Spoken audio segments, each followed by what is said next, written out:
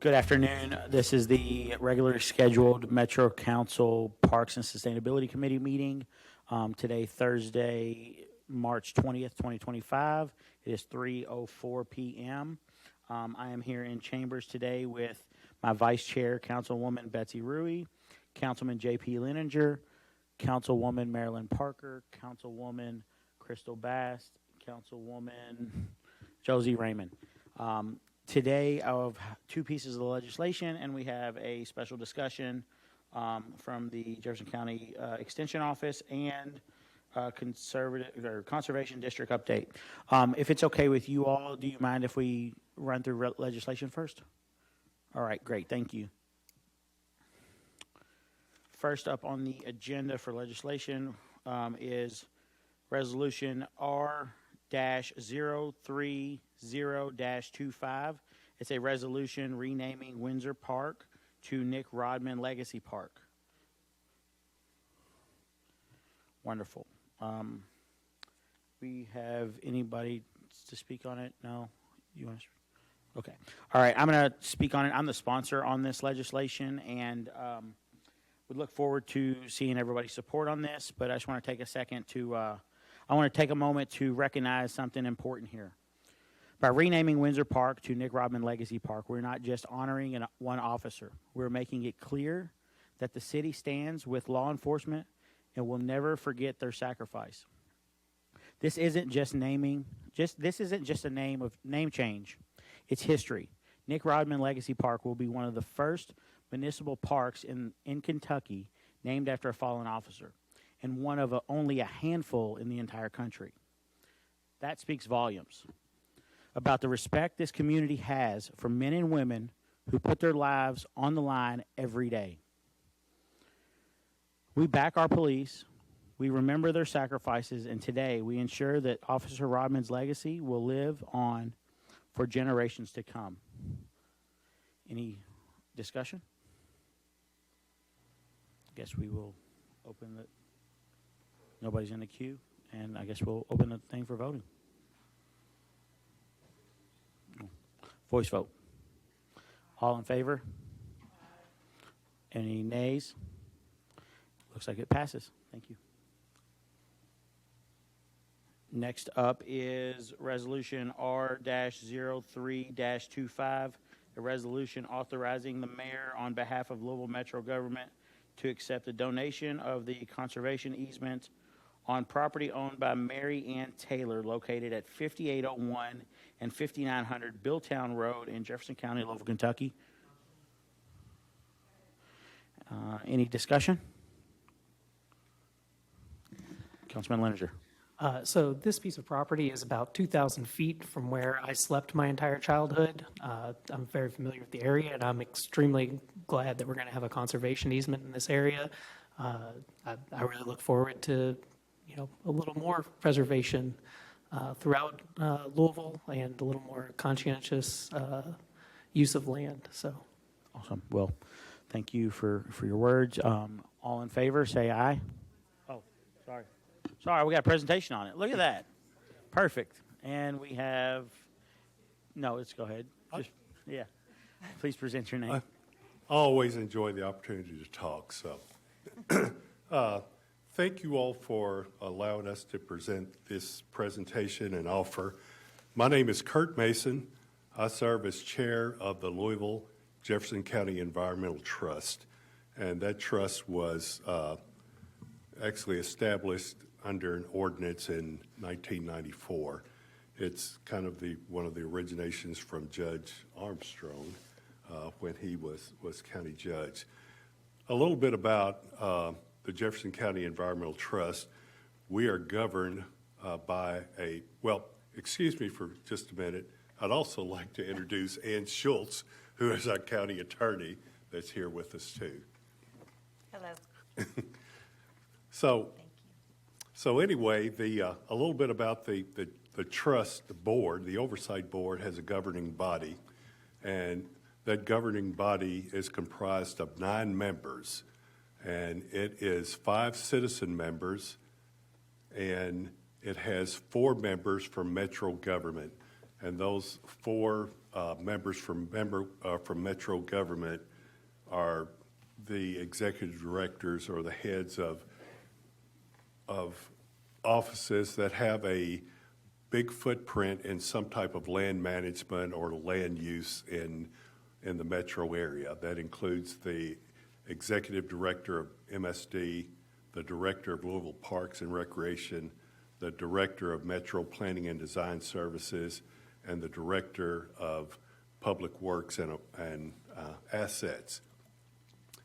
But also those 5 citizen members, going back to the original ordinance, they were appointed as 5 citizen members as an intention, that there would be more citizen representatives on that board than Metro Council folks, or not Metro Council, but Metro agency folks. So those 5 citizen members, when they were established, originally came from the commission districts, which was A, B, and C districts, and then 2 members at large. Also on the Jefferson County Environmental Trust, we get staff support from the Jefferson County Attorney's Office.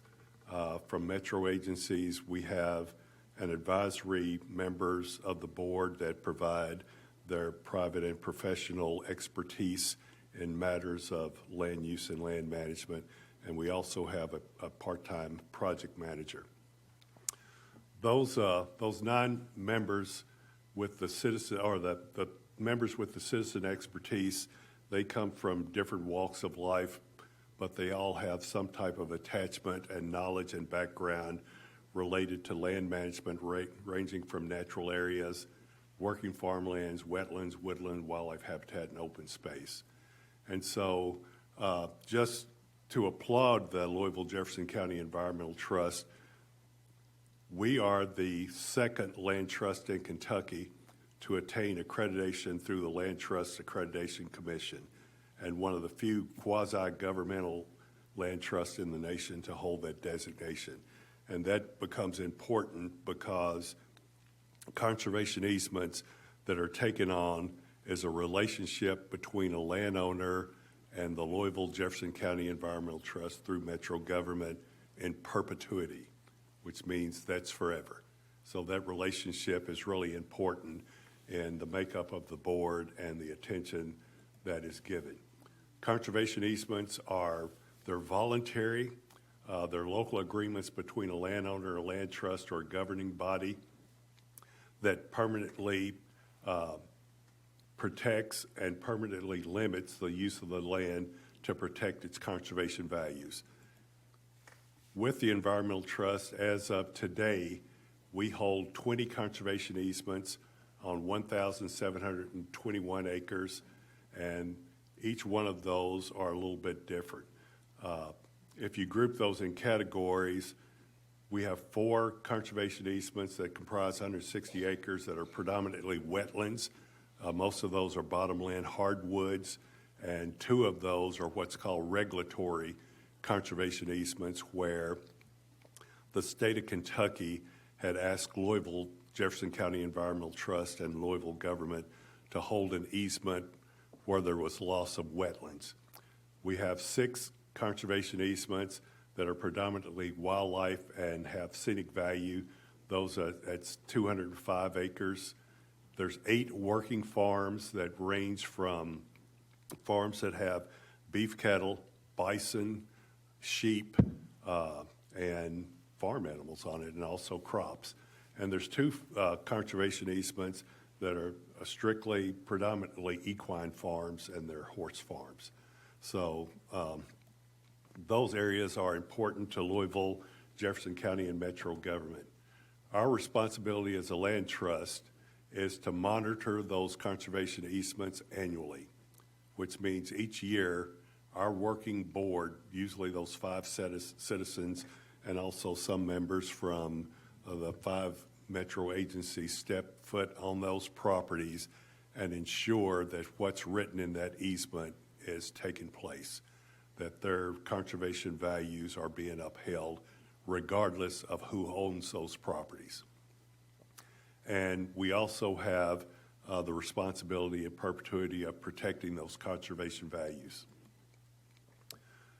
Conservation values include prime farmland, grazing land, wildlife habitats, critical wetlands, water quality attributes, watershed health quality, stormwater infiltration, woodland and tree canopies, scenic open space, air quality, a lot of those things in terms of attributes you've heard all over the place with metro government, the value of trees and canopies, the value of having internal stormwater controls that are not built structures but soils and trees, and the idea of having beautiful places for people to go past and look at and to admire because they do have certain aspects that have scenic value to them. We have that we inherited from the old city the responsibility of looking at and overseeing the historic preservation easements on about 8 different properties. Most of those have facade easements on them.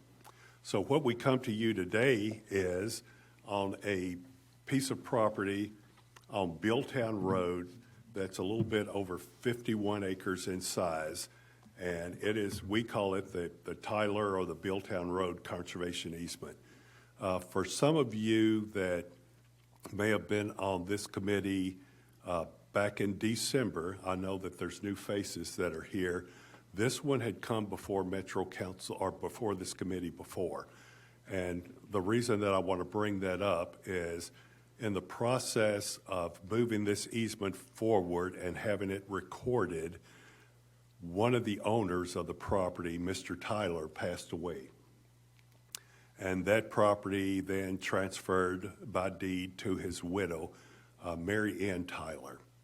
Shortly after our presentation to this group and going before Metro Council, Mrs. Tyler fell ill, and the whole responsibility of that easement fell on their one daughter, who decided that she said, well, I would like for JSET to pull back for a minute on this easement and let me get a better grasp of it.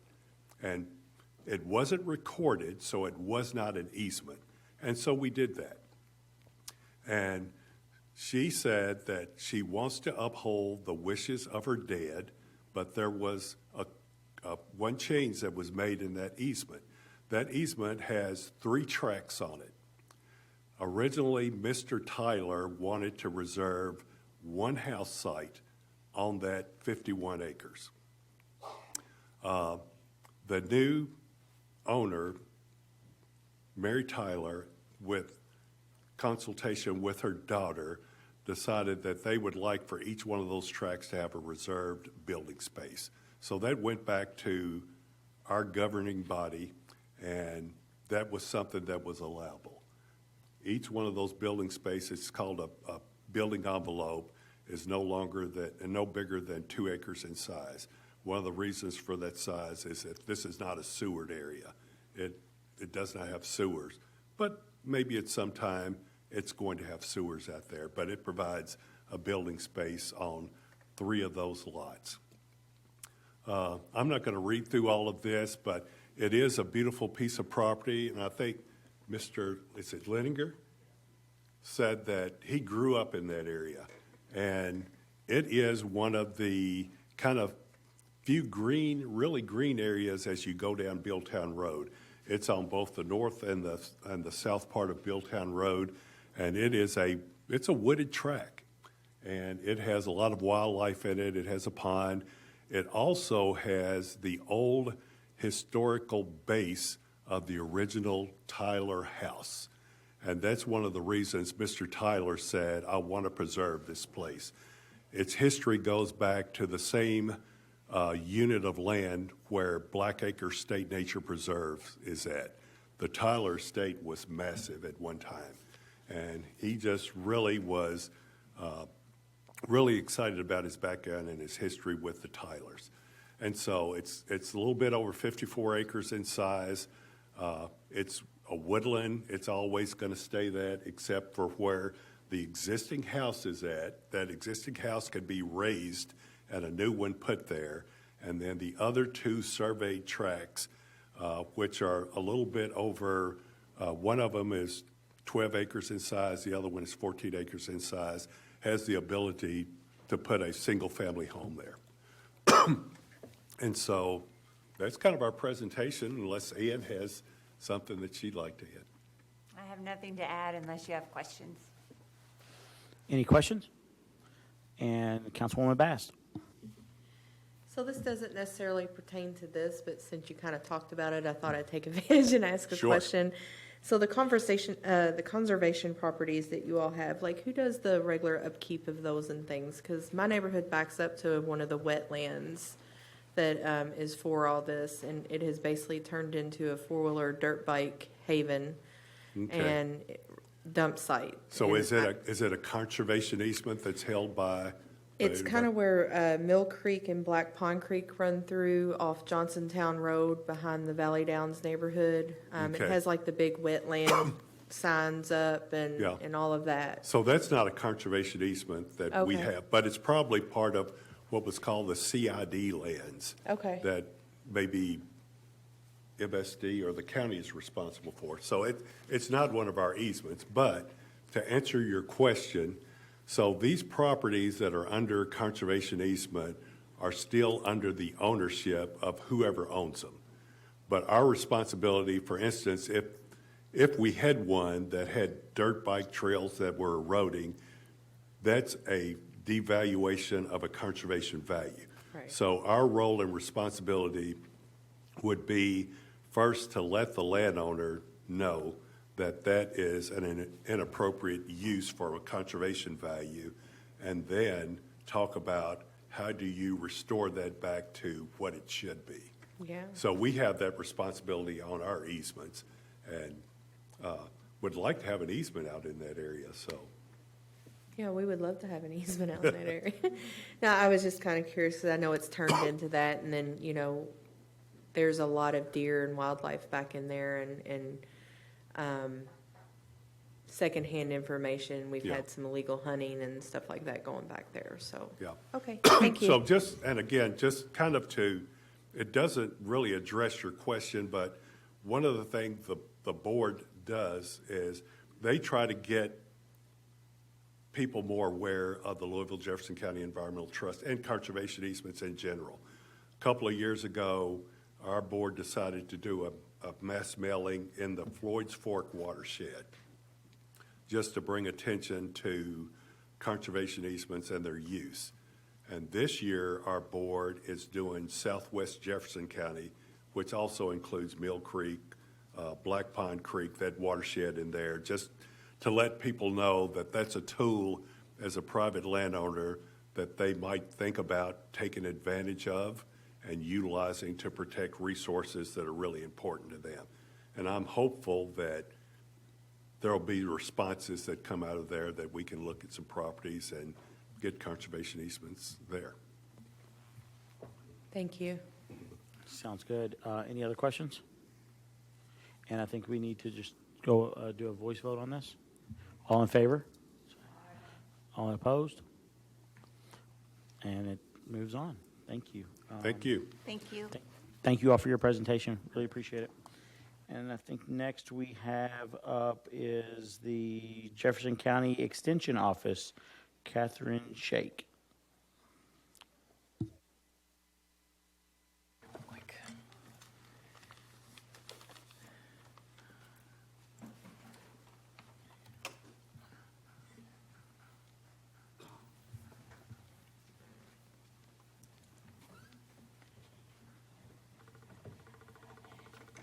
Good evening. I'm Catherine Shake. I'm the chairperson of the Jefferson County Extension District Board, which is a nice way to say I'm an unpaid volunteer.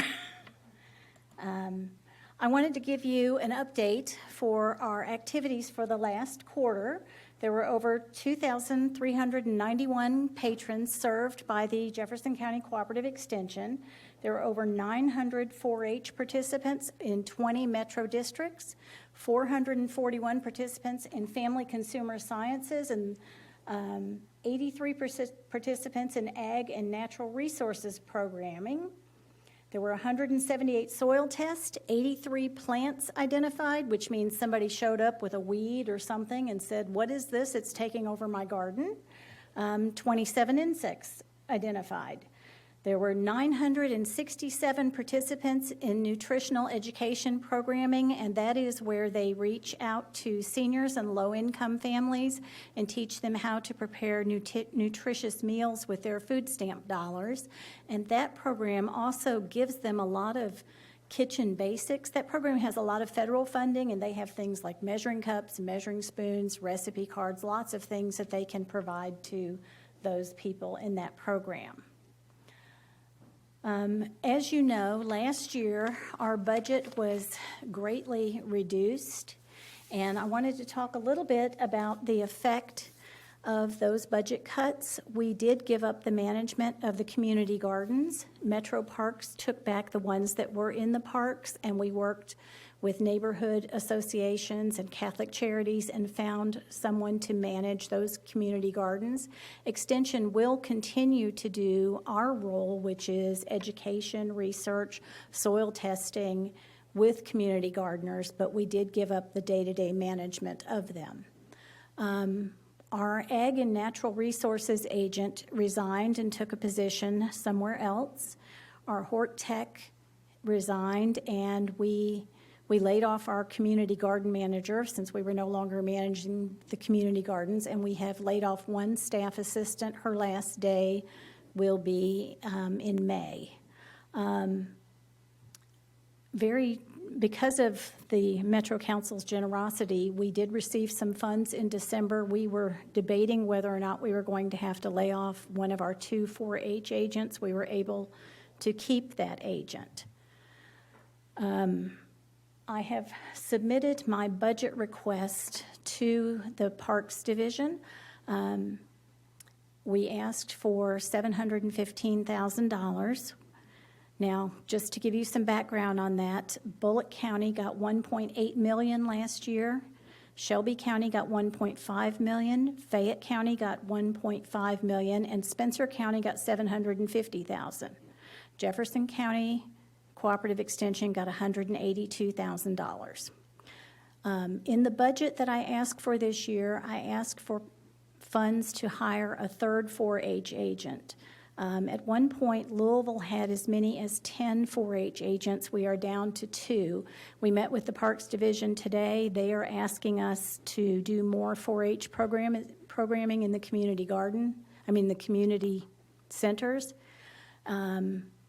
They're asking us to do more, and we just don't have the resources to do it.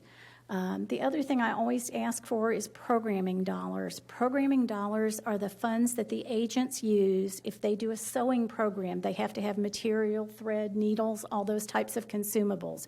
If they do a cooking program, they have to have groceries. If they do a canning program, they have to have jars, lids, food, all those kinds of things, and we just don't have any programming dollars at all. The programming dollars are also what gets the kids to 4-H camp, and I know I shared this with you in December, but we got some new people. Last year, 4-H camp in Bullock County cost $165.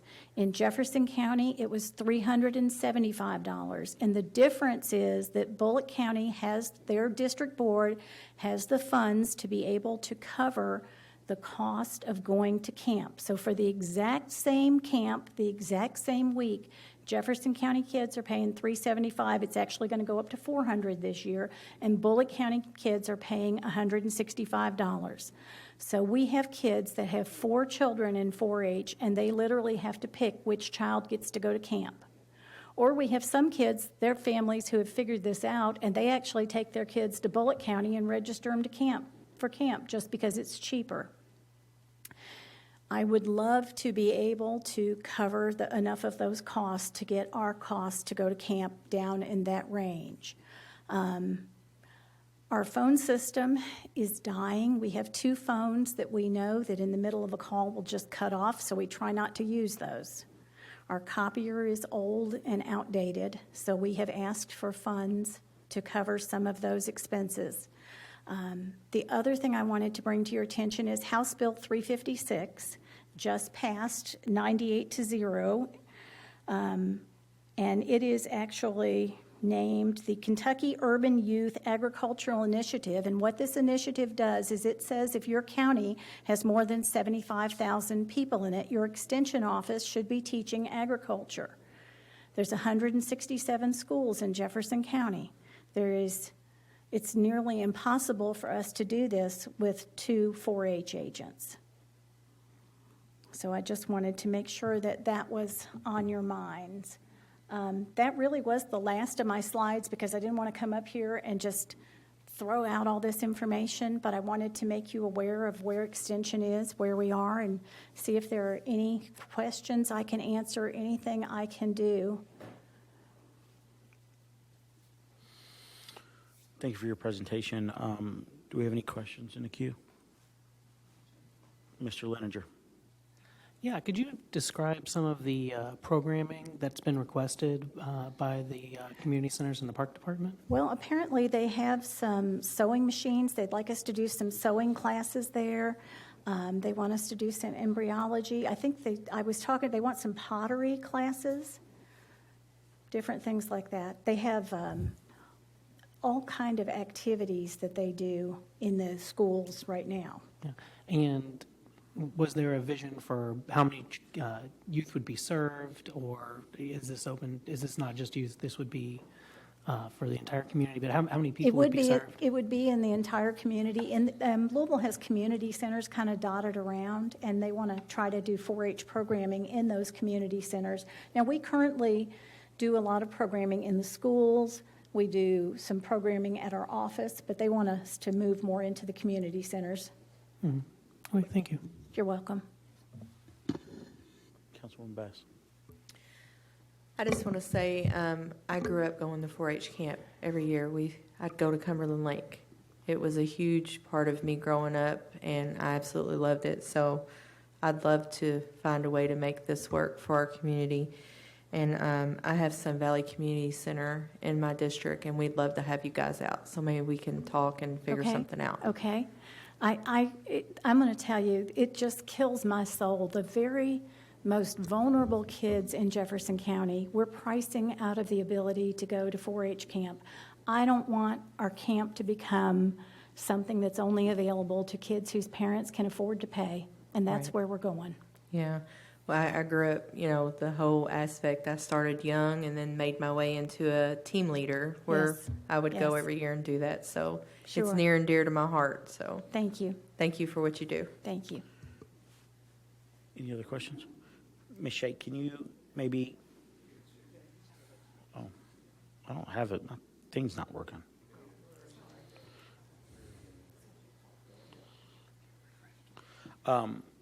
You mind if I ask a question real quick? So I was getting ready to do so.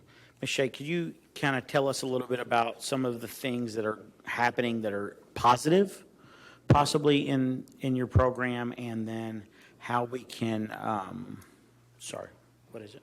Oh, I'm on the wrong one, that's why. Sorry, I'm on the wrong committee. How we can help in that realm, and then with House Bill 356 passing, how will that, what does that look like for the next year if that passes out of the Senate? I really don't know yet. It says that by August of 2025, they want us to have a program in place. I'm really not sure how we're going to do that with 2 4-H agents. Now, we are looking to hire an ag and natural resources agent. If we can afford it, we're going to hire a hort tech, which is a huge thing for our office. They had a sewing camp at the 4-H sewing camp recently. They are constantly doing programs in the schools. It's like I said, we had, let me go back to my first slide, 900 participants in 4-H programming in the last quarter. The program is going strong. They hatch over 2,500 eggs a year in the public school system. I did get a sponsor for T-shirts for 4-H camp this year, so we. In that bill with it, are they looking to allocate dollars for They this are program not. through the state? They are not looking to allocate dollars. It says, I'll read it to you. Urban agricultural youth promotion, education, youth, urban agriculture. It says children and minors, counties, urban, counties of 75,000 or more. Gotcha. All right, I'm gonna, And I haven't seen anything about any money attached to this, so. right. And Yeah. I think it's us in Fayette County that are going to be the most impacted by it. It seems kind of strange to pass a bill like that to require something and then not have Funding? funding attached with it. So yeah, I can understand. Councilwoman Rui. Yeah, thank you very much. So first of all, I can speak for my orchard has had a soil test. We've taken plants in there and had diseases identified. I did 4-H, I did summer camp. So upon reflection, I've used your services a lot over my lifetime. So my question for you is, in a closer to perfect world, how many agents, based on the demand that you know you have, how many agents do you think you need? I'd love to see 6 or 7 back. That would give us enough agents that we could get to those community centers, get to the schools. Before COVID, they had 4-H clubs in 85% of the schools. There's been a big decline in that since COVID. I'd love to get that number built back up. So my husband and I have a family farm, so we're in the agricultural world. In every other county you go to, the extension office has a beautiful building, and they have these really nice facilities, and they can teach canning classes and teach classes and do all of these things, and we don't have the facility to do that. You know, I'd just love for us to have the facilities. I want to be able to give these people the tools that they need to do their jobs. I want them to know that they're going to get a paycheck. I mean, we've lived this last year hoping we could keep everybody all year long. So I'd really love to be able to give them the funds. You know, they worry about, can I drive out here? Do I have any parking money or mileage money left in my account? They scrounge for materials. Other agents, when they come to visit the Jefferson County office, they show up with a box of old T-shirts, and sometimes they bring us copy paper. Somebody brought us light bulbs and toilet paper. I mean, it's craziness, the things that they're doing to survive. Feels like a charitable organization, doesn't it? It is. It is. Okay, so I am on the board for Jefferson County Farm Bureau. We rent our space to them. We have never raised their rent. We raise every other tenant in the building 5% a year, but we have never raised Extension's rate because we know they don't have the money. We allow them to use our conference room with our audiovisual equipment. We do, you know, everything we can to try to help them. But it's tough. Yeah, I hear the pain in your voice. So these agents, would they be full-time or part-time? They would be full-time. Okay. And do you have a ballpark on how much that part alone would cost? An agent's about $85,000. A staff assistant, they usually get a staff assistant that helps them, is about $50,000. Thank you very much. You're welcome. Councilwoman Raymond. My cue's working now. Thank you. Chair, you were surprised about what Frankfurt has done. I am not. The unfunded mandate is a particular favorite of theirs. I was able to visit the Extension office on Monday. Yes. It's in District 10, but the majority of their services are across the city. And I was so impressed with the team and the knowledge and the passion. A young staff member played a beautiful song on the dulcimer. She had learned to play the dulcimer from her granny in Appalachia. And then I came back to the office, and I was so excited, and I said, I just saw someone play the dulcimer, and an adult who works here at City Hall said, what's a dulcimer? It's the state instrument of Kentucky, you all. We need dulcimer education, clearly. And then I'm glad you mentioned the eggs piece. There are hundreds of eggs right now in schools Yes. across Jefferson County, and I think it's third graders who get this experience. You know, a lot of times they do them in the library, and the library will rotate the So entire school children can watch through. them hatch. So we can potentially have 500 children watch the same. Yes, 12 absolutely, eggs hatch. absolutely. And most of the programming is not one-off either. It's continued engagement. So you'll have agents who are in classrooms every single week over a long period of time, and these ladies begin to feel like grannies or aunties to the students, and I thought that was really great. It feels to me like we've done a lot of work to restore the trades to our public school system and not anything to restore this sort of home ec piece. I'm as feminist as they come, and I still think that we should be teaching our girls and our boys how to cook and how to sew. I also learned that 115 of 120 counties Yes, have a tax to support their extension office. they do. They establish a special taxing district, and they set a rate, and then the extension office is funded, which is how Bullitt County got their 1.8 million. That's why our surrounding counties have $1 million and only have Yes. 100,000 something. Would you like me to throw the number out there? The Yeah, throw it average out. household in Jefferson County is $269,000. For less than $5 a household, extension would get 1.5 million. It's a So really small If we account. authorize the taxing If we district, authorize the taxing district. instituted an extension tax, the average household in Jefferson County would pay less than $5 per Yes, ma'am. year. Yes, ma'am. And the extension office's budget would grow tenfold. Yes. My office, just so my colleagues know, my office is exploring now through the NDF process, sponsoring camp scholarships for students from District 10. That might be something that others could pursue. And then, Catherine, you mentioned your farm. You have a produce farm. I think all of us would like to come and visit. I'd love for you to come. We're going to do that, schedule that, I think June or July, I'm still putting things in the ground. It's not real exciting right now. But When we can we'd take stuff love to out, have we'd you love to out. come. Thank you so much. Sounds like a field trip. Just got scheduled. We'll do Kath- food, we'll feed you. Yeah. Catherine, so how much work are you all putting in with JCPS? I can't quantify the number of hours. I can get that information for you right off the top of my head. I can't, I know they're there all the time. And And I guess, I can find out exactly how many schools they're in and how many hours they're spending there. because Councilwoman Raymond brings up a good point. You know, we do a lot to restore the trades, and I think they're absolutely needed.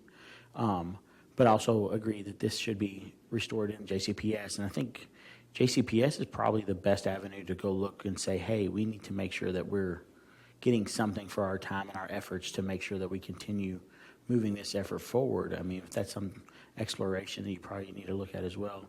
But I think this is a great presentation. I think we all look forward to the field trip. And if anybody else has any other questions, no? Thank you for coming. Thank you. Yes.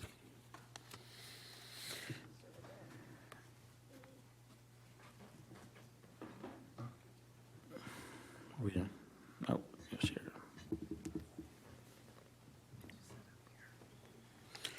On to our next discussion is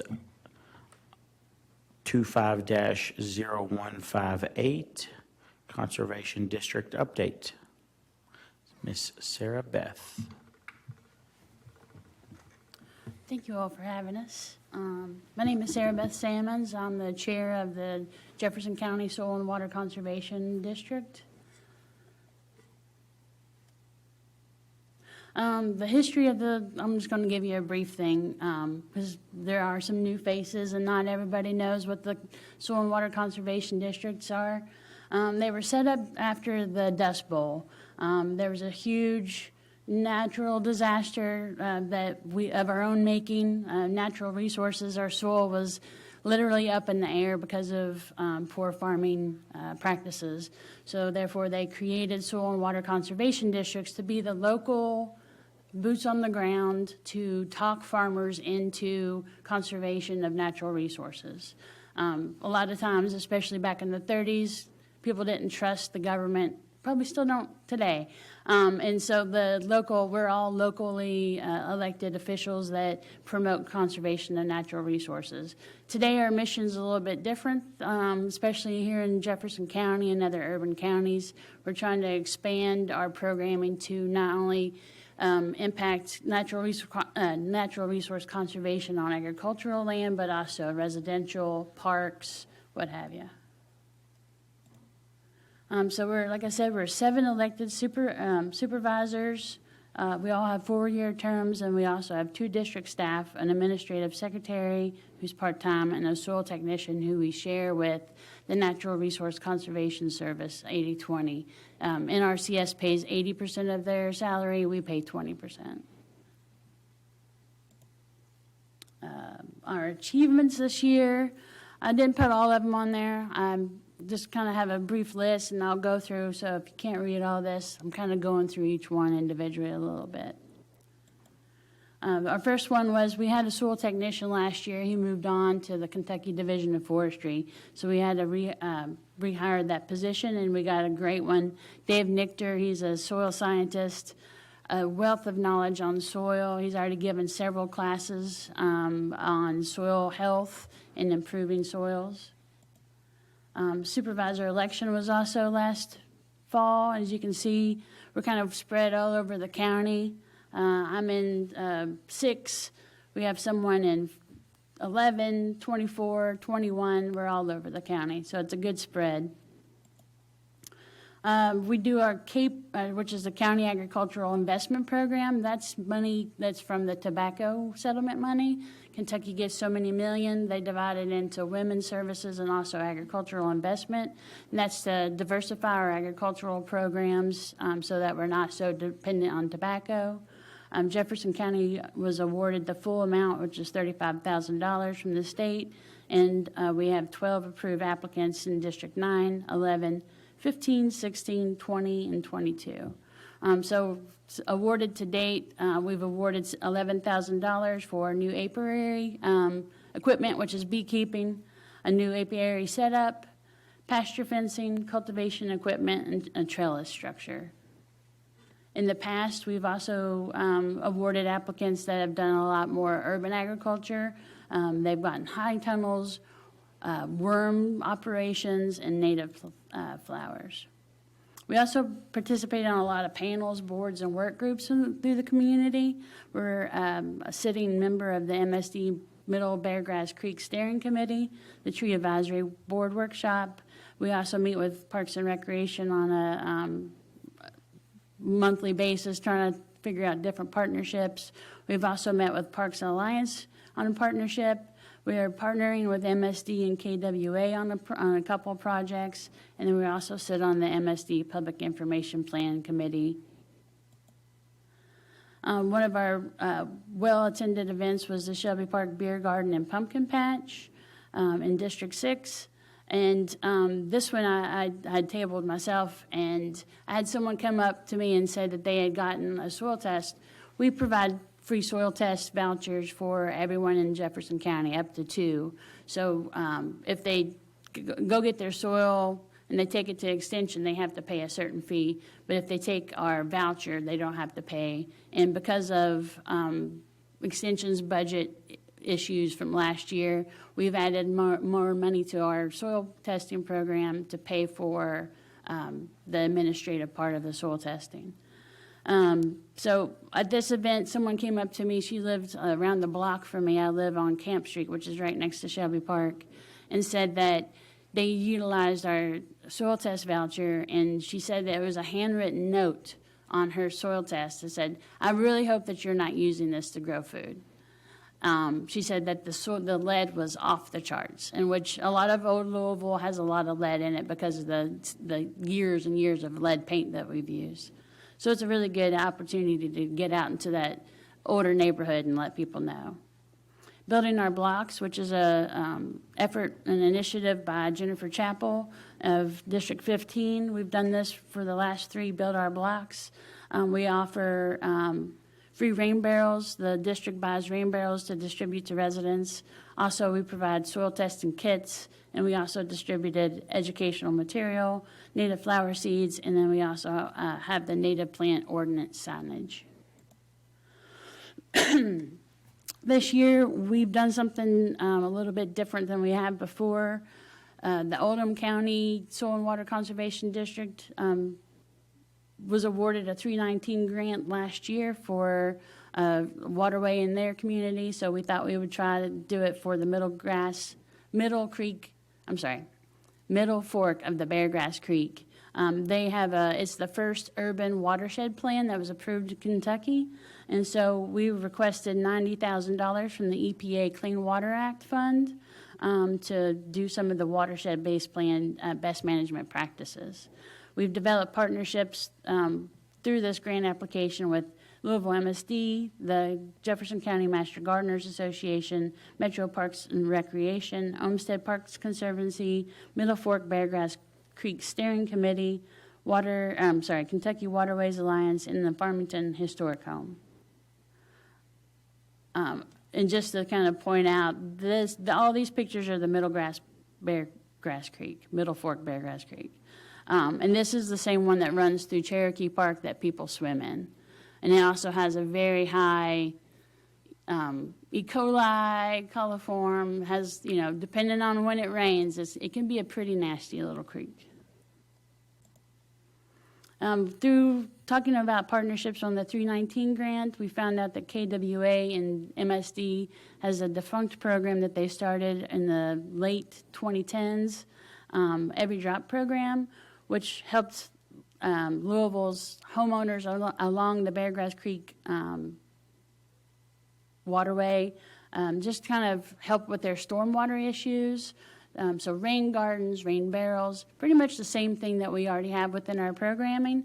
So what we've talked about doing is partnering to take this program over and utilizing the website and different things about the programming and expanding our programming. Probably not to the point of where this program had people that would go out and do the work for the homeowner. We'll be more of a technical assistance and maybe some grants when applicable. We've also been asked to participate in the cooperative weed management area with the Kentucky Division of Forestry. All these plants on here, I'm sure everybody driving around now see all the Japanese honeysuckle that's the first to green out. The smaller tree is the tree of heaven. I've got one of those in my backyard, impossible to get rid of. And then if you've driven through Cherokee Park lately, you've seen all the buttercup on the bottom there. We have a ton of invasive species in our community, and we hope to develop some partnerships with Metro Parks and Urban Forestry to help our community to get rid of some of these nuisances. We also tabled at the University of Louisville Campus Sustainability Fair, gave out some tote bags, flower seed to the students, and discussed careers in conservation. We also have always given out these tiny little seedling trees, these little tiny white pines to school children. When I first became a supervisor with the Conservation District, I think we gave out 2,000 trees, and I said, how many of these really survive, right? How many of these little trees end up in this kid's backpack and they never see the light of day again until their mom cleans it out? So instead of taking that $2,500 and investing it in trees that, number one, are probably too big for the person's backyard, number two, probably won't be successfully planted, we actually sponsored a Trees Louisville giveaway, which was pretty successful. 1 gallon container trees, 600 trees. There was already a line. When we got there to set up our table, there was already a line to get the trees. So they're always a great event, and we're going to do the same thing this year. We also tabled at the Organic Association of Kentucky conference. We met a lot of farmers and producers from Jefferson County that maybe hadn't known us before, so that was a really good opportunity. We also were awarded the Kentucky Division of Conservation Environmental Grant. We've received this grant for the last 5 years, except for 2024 when they were more focused on nutrient management, which is usually manure and different things that we don't have a ton of, no pun intended. We also had the first new agricultural district in 20 years in Jefferson County that was added. And the ag districts just protect the land from development, annexation, and the land is also taxed at an agricultural rate. This is a totally volunteer program, and they can also withdraw at any time, so it's not something that forbids the land ever be developed, but it does protect it in the short term. We also attended and sponsored the Kentucky Black Farmers Conference as a bronze level event sponsor. Our soil tech went to this, and he said it was the best farmers conference he's ever been to. A lot of love, a lot of great opportunities, and a lot of people just being really excited about urban agriculture and producing in general.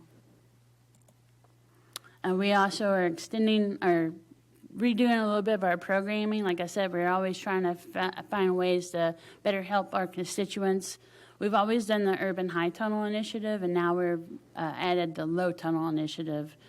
This year, we only had $4,500 in the program. The next fiscal year, we've allocated $11,000 to both high tunnels and low tunnels. Low tunnels being the top picture, they can extend seasons. You don't have to have a lot of land to do the low tunnels. Really good if you're growing like coal crops. I don't know if you've ever grown cabbage and had white moths, but they're awful, and this can really help a lot of farmers and backyard producers. Community soil testing, like I said, we pay for vouchers to pay for 2 free soil tests for every Jefferson County resident. The green numbers are the nutrient testing, and the red number is the lead tests. We had 276 nutrient tests and 69 heavy metals or lead testing. I kind of broke it down by the district, but that's $3,726 spent on soil testing just for the last 2 quarters.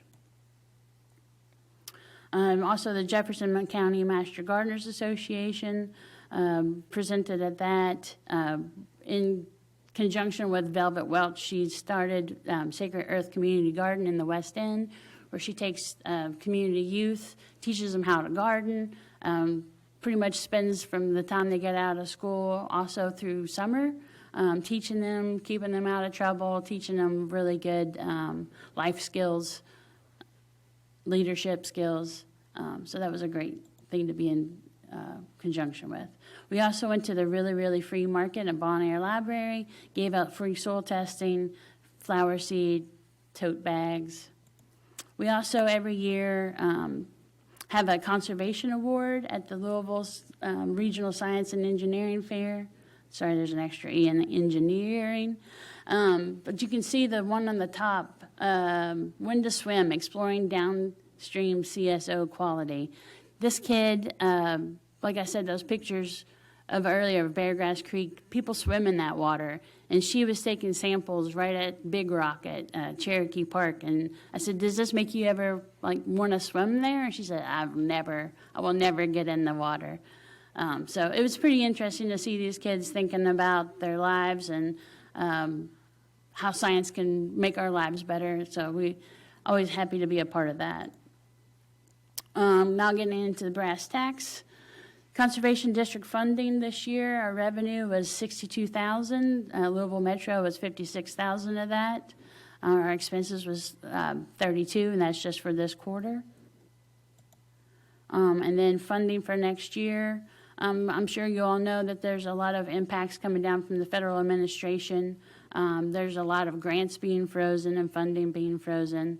Thankfully, the Kentucky tobacco money being one of our biggest grant or funding sources for producers, that's not going to be impacted, but we do have other grants that are going to be impacted.